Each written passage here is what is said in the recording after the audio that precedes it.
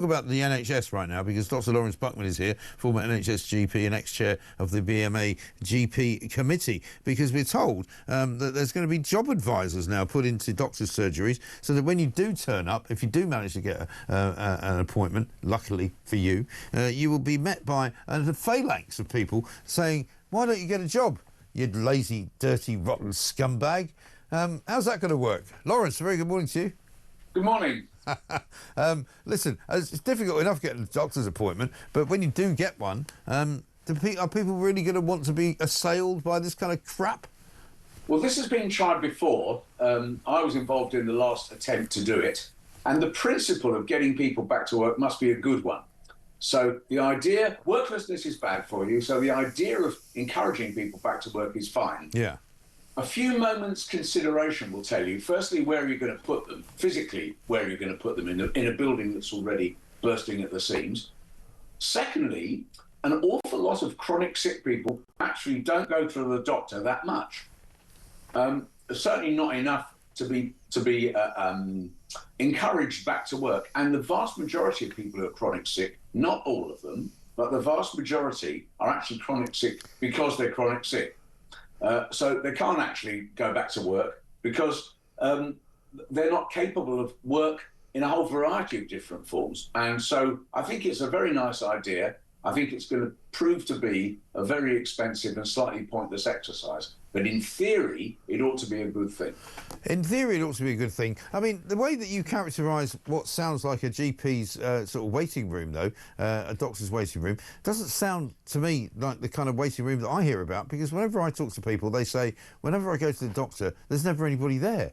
There's literally nobody in the waiting room. There's nobody sitting there, you know, to talk to, and the place is completely empty. So, you know, maybe it's you know, a myth that there's nowhere to put these guys. There's nowhere to put a desk where somebody could say, would you like to, you know, have an opportunity to go and do something else other than just go back to your home and kind of, you know, get back under the duvet. You know, maybe there is an opportunity here. I think the idea is fine. I'll just deal with the empty surgery thing. The doctors are usually in their offices rather than in the waiting room. And of course, now an awful lot of work is done online. So waiting rooms are often very quiet, but you can't discuss your inability to work in public, in a public space. You can't do that. It has to be in a private space. And most of the private spaces are very fully occupied. So you're quite right. Surgeries are empty physically, but the doctors are all in their rooms working. Yes. So you'd have to find a space for them, and you'd have to get them to come in. And that, I think, is a problem. But well, I mean, in terms of, you know, and I was obviously scoffing earlier about, you know, I didn't want to go to the doctor and be told I should be going to work in some way, shape or form. But there is a massive problem in this country where we've got many, many millions of people who are off sick, basically, with all sorts of different problems, and many of which are, you know, what you might call mental health related problems, like anxiety, like, you know, nervousness, like, you know, the inability to walk outside and meet other people. You know, how do you cure that? Well, there has been a process for many years of examining people by the Department for Work and Pensions to actually check that you are as sick as you say you are and as sick as your doctor says you are. So I think there is a process for dealing with people who maybe are claiming sickness when they're not actually sick. But I think the idea of getting chronic sick back to work is fine, except that many of the patients either don't go to the surgery or have illnesses where it's obvious they can't work.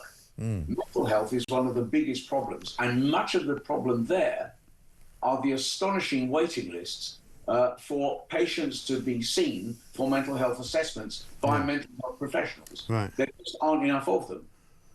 Yeah, I mean, that is the problem. But, you know, I mean, people talk about fixing things all the time, and then really they don't fix them. So, you know, what would you do if you were able to give advice to people?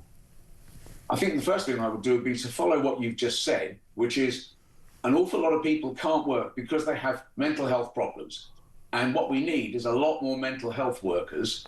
It's actually what I do now, is work in the mental health field. And the number of people who need to be processed to be encouraged to go back to work is far too high for the workforce that's there to deliver it. Yeah. We need a lot more people seeing people with mental health problems, of whatever kind of profession they start with. And so what's the answer, though? I mean, how do you get somebody who's got mental health problems back to work? I mean, what do you actually do? Well, some of them need medication. Some of them need to start to go out into the workplace. And the idea of try before you buy, getting people back to work temporarily just so they can experience the fact that it's not as anxiety generating as they feared it might be. These things are relatively small pilots. You can't do this en masse because we do not have either the mental health workforce or indeed employment places for them to go. But many people have ended up with what they see as the least worst option of not working. We need to encourage them back to work. So I think the idea is fine. I will want to see it rolled out in larger numbers, and I have a feeling it won't work because there are just not enough people to encourage those who are not working back to work. Yes. I mean, but in which case we're just left with a situation where nothing changes and we have a massive welfare bill which we can't afford to pay. Well, that's the argument for increasing the mental health workforce to get these people off chronic sick lists. And that takes time. And obviously, you've got to find somewhere to put the mental health workers. However you do it, you've got to have the physical space and you've got to have the workforce. That I would be working on people who could go back to work and seeing how rapidly we can achieve that. And if these advisors will be able to do that, great. I suspect there won't be enough of them to make a real dent in what I agree is a very large number of people to be got back to work. Yeah, I don't know. I don't think the answer is to hire more people to treat the people that have got no reason to work. But anyway, that's another story. Very good to talk to you. Dr. Laurence Buckman there, talking about people with mental health problems, saying, you know, the only way to get them back to work is to hire more people to help them get back to work. Huh? Well, how about you hire them to do something which gets them back to work? Maybe they can help themselves. I don't know. You know, you tell me. I don't know the answer to this, but why on earth are we amongst one of the many countries who have now got so many people who apparently can't work because of mental health problems? You know, I wake up sometimes in the morning at 4:20 and go, do you know what? I wish I didn't have to go into work today, but I just get up and go into work. And if I feel a bit miserable, I talk to people about it and they cheer me up. And we get on with it. And we do the show. It starts at 6 o'clock. You know, bing, bang, you're on. That's it. I don't know if I would be able to say, I don't fancy it today. I'm feeling a bit vulnerable. I'm feeling a bit sad. I'm feeling a bit unhappy. You know, the taxman's coming after me. You know, somebody smashed the back window of my car. I'm feeling a bit crap. Yeah, every day something goes on. But, you know, get back to bloody work. And the idea that we only can solve this problem by hiring more mental health professionals who can help these people in a doctor's office to get back to work rather than taking medication. I'm sorry, I don't get it. I just don't get it. What's wrong with this nation? Why are we so many people on the sick? I'll tell you why. Because they're bloody well lazy. And they quite fancy the idea of not getting up in the morning. They quite fancy not getting out of the duvet. They quite fancy it as the winter months move along, when it's cold and it's dark and it's not very nice and they're not making much money and they might as well just stay in bed because the benefits are just as good as working. That's what the problem is in this country, it seems to me.